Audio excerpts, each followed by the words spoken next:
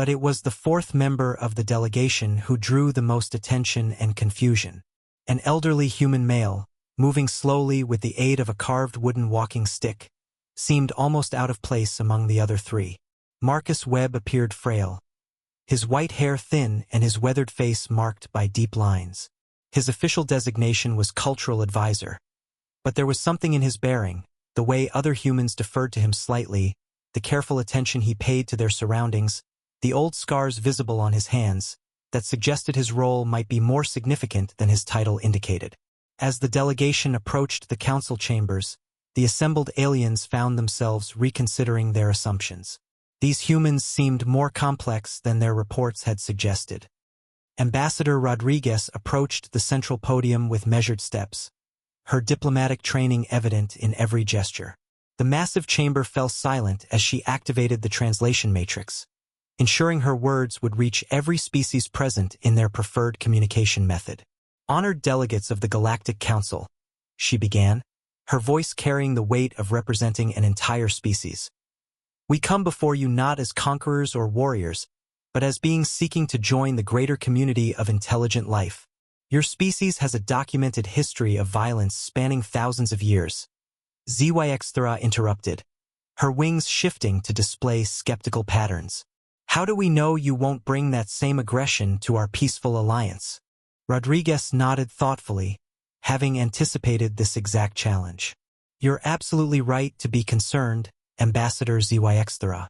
Humans do have a long history of conflict, and we won't deny that uncomfortable truth. But what your surveillance reports may not have captured is the context of those conflicts and, more importantly, how we've evolved as a species."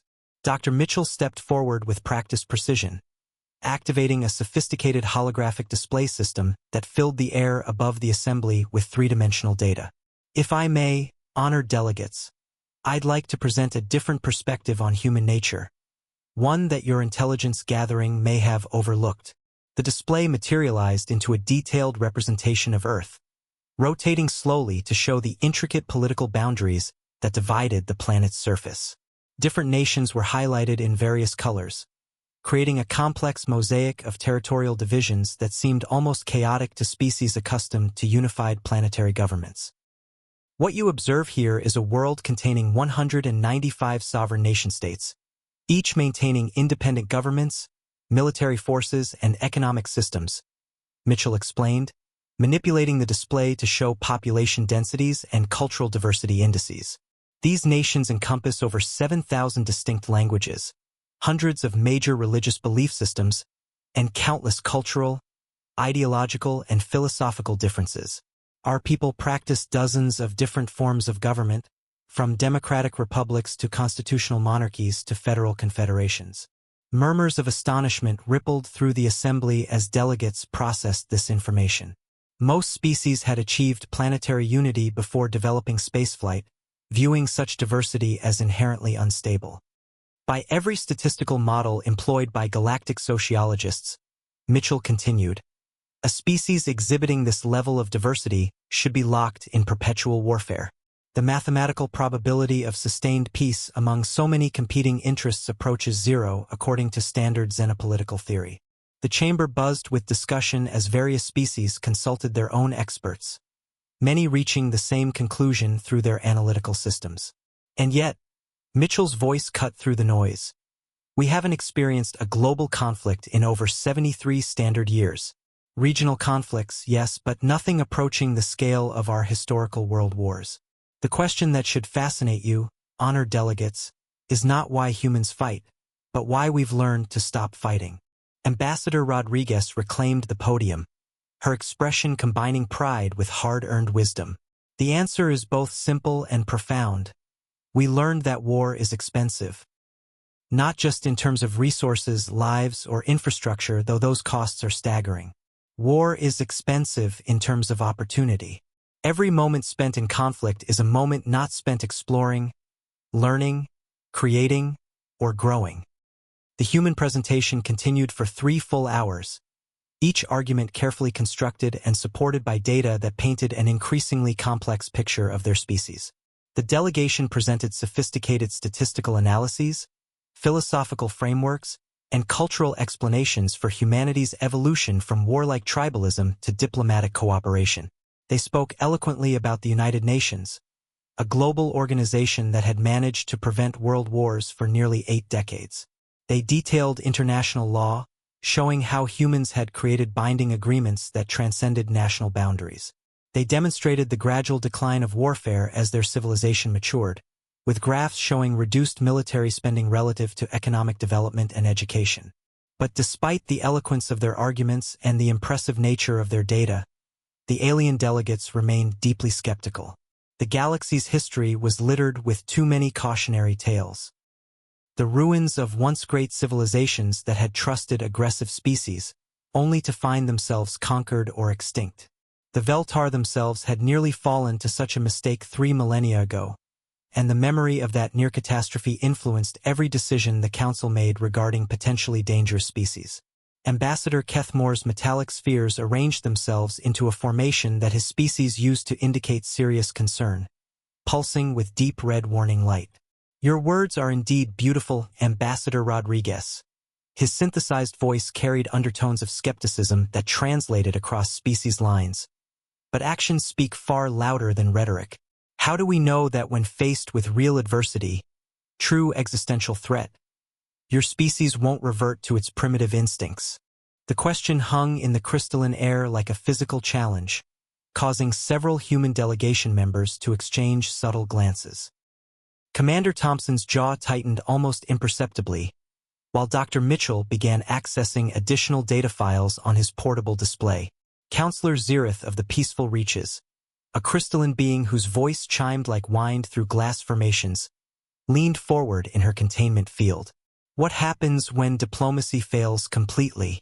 When you encounter a threat that cannot be reasoned with, bargained with, bribed, or deterred through economic pressure? When facing an enemy that seeks nothing less than your total destruction? Another delegate, representing the Harmony Collective, added their concerns with harmonic tones that resonated through the chamber's acoustic systems. Your species speaks of evolution beyond warfare, yet you maintain massive military infrastructures. Your peacekeeping forces are armed with weapons of incredible destructive potential. How do we reconcile these contradictions? The challenges came faster now, as if the delegates had been waiting for this moment to voice their deepest fears. Questions about human expansion patterns, about their treatment of less advanced species on their own world, about the philosophical implications of a warrior race claiming to have found peace while keeping their swords sharp. Each question struck at the heart of the fundamental paradox that humanity represented to the galactic community. The assembled aliens had built their civilization on the principle that truly advanced species transcended the need for violence entirely. Yet here were humans, clearly intelligent and technologically sophisticated, claiming to have achieved peace while maintaining the capacity for devastating warfare. Ambassador Rodriguez and her team fielded each challenge with professional grace, but the questions kept coming, each one more pointed than the last. The chamber's atmosphere grew tense as it became clear that words alone might not be sufficient to convince beings who had spent millennia building a society based on the complete rejection of military solutions. It was then, as the debate reached its crescendo and the human delegation searched for arguments that might bridge this fundamental philosophical divide, that Marcus Webb, who had remained silent throughout the entire proceedings, slowly began to rise from his seat. The chamber fell into absolute silence as all eyes turned to the elderly human rising slowly from his seat. Marcus Webb moved with deliberate care, each step accompanied by the soft tap of his carved, wooden walking stick against the crystalline floor. The sound echoed through the vast space with surprising clarity, creating a rhythm that seemed to match the heartbeats of every being present. As he made his way toward the podium, the assembled delegates found themselves reassessing their initial impressions.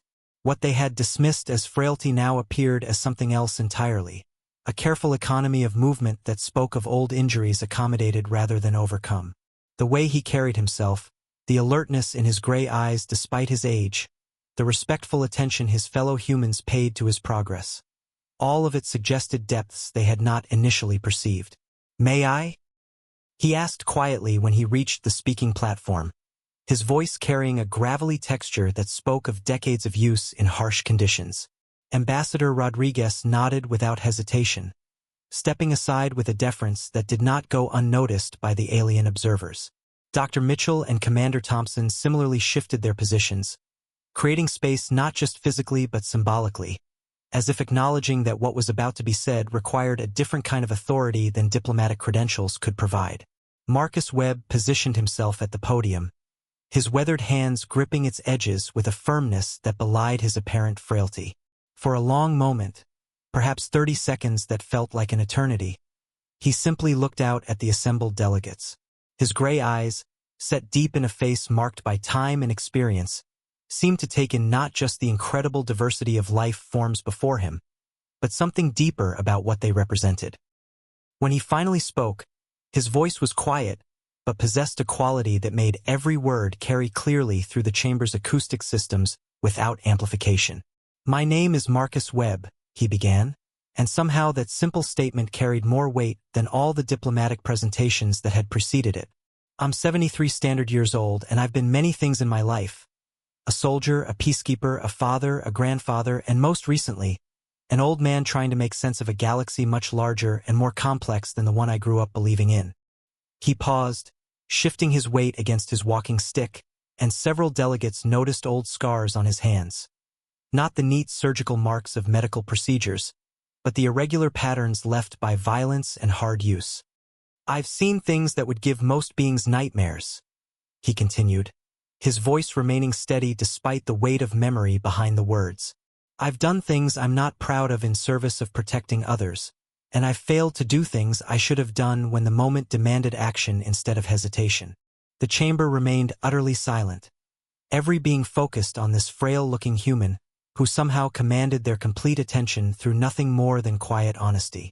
45 years ago, I was part of a multinational peacekeeping force sent to a small nation on our world to stop what my generation learned to call genocide, the systematic murder of an entire people based on nothing more than their ethnicity. "We arrived too late to save everyone," Webb continued, his voice carrying the weight of decades-old grief. "The killing had been going on for months before the international community found the political will to act. I lost friends there. Good people who died trying to protect strangers they'd never met, people whose names they couldn't even pronounce." His weathered face showed no emotion, but something in his gray eyes spoke of old pain carefully managed over many years.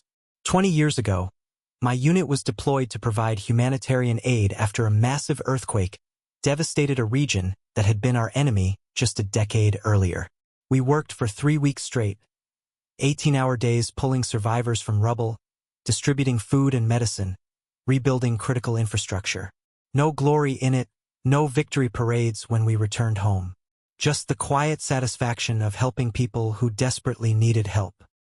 Webb's words hung in the chamber like a physical presence, and several delegates found themselves reconsidering everything they thought they knew about human nature.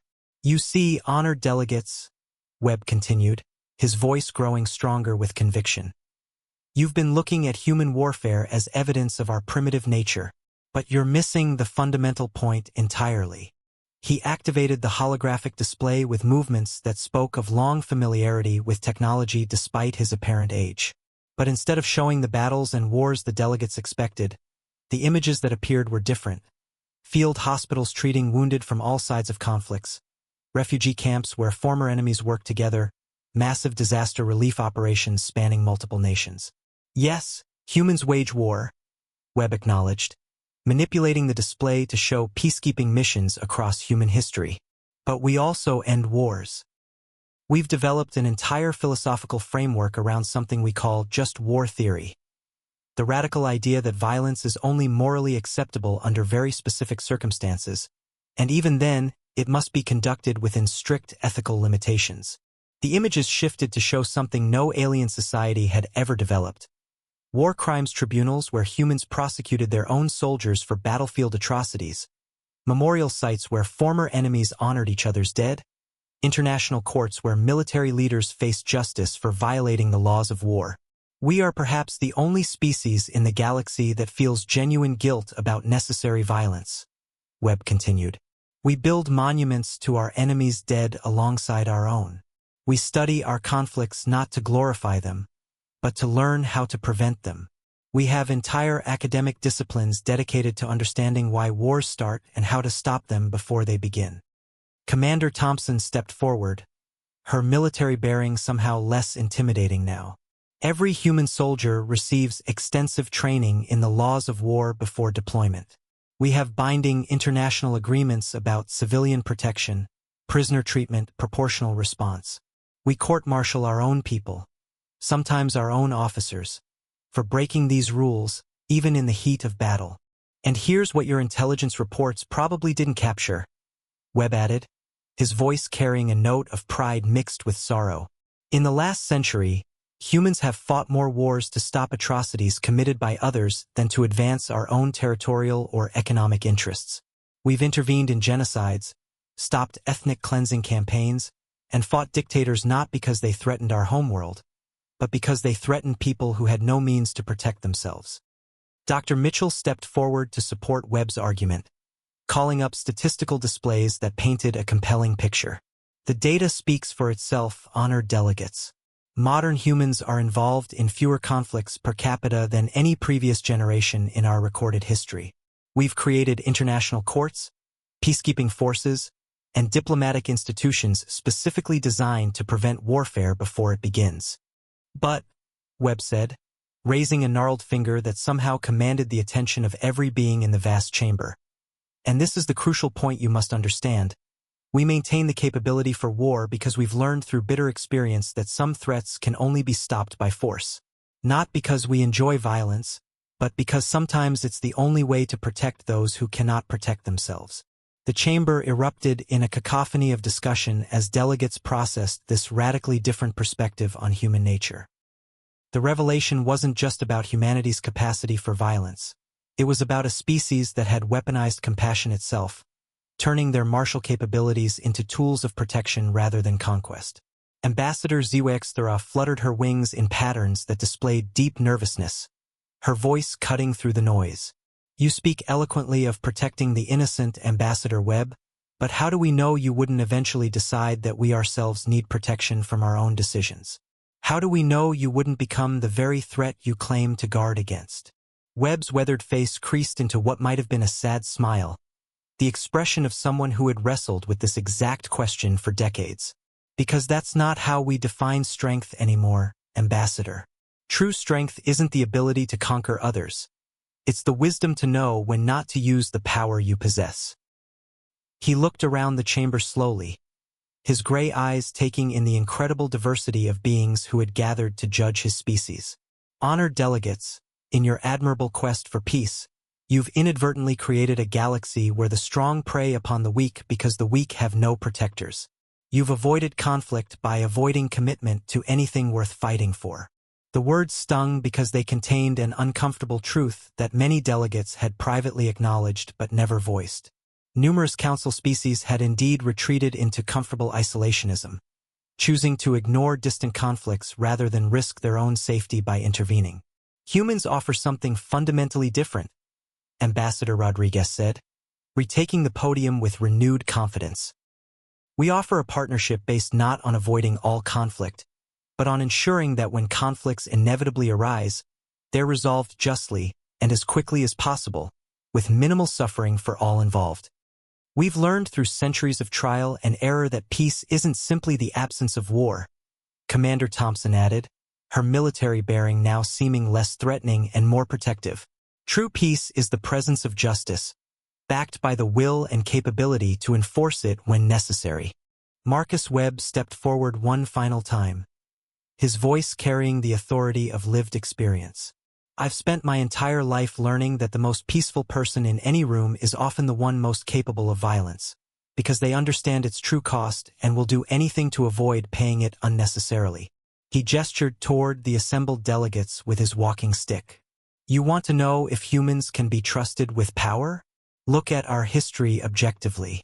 We're the species that developed nuclear weapons capable of ending all life on our planet, and then spent the next 70 years choosing not to use them.